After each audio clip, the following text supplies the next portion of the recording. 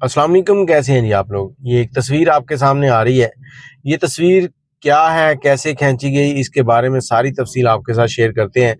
ये तस्वीर उस वक़्त खींची गई जब एक पोती अपनी दादी से मिल रही है। अब ये वक़्त कौन-सा था, इस तस्वीर में दोनों के चेहरे इतने उतरे हुए क्यों हैं, ये सारी डिटेल आप सुनें और उसके बाद फ़ैसला कीजिएगा कि कौन गलत है, कौन सही है।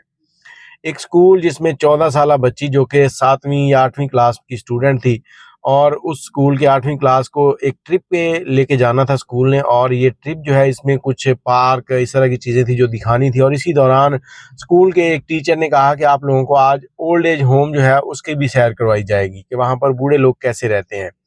जब इस ओल्ड एज होम में ट्रिप पहुंचा तो ये बच्ची जो है ये सामने अपनी दादी को बैठा हुआ देखकर रोने लगी, दादी के गले लगी, क्योंकि इस बच्ची को इसके माँ-बाप ने ये कहा था कि जो तुम्हारी दादी है वो किसी रिश्तेदार के घर रहती है।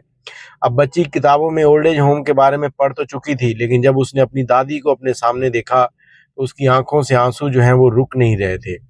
क्या हम लोग अपने वालिदैन को 2 टाइम की रोटी भी नहीं दे सकते?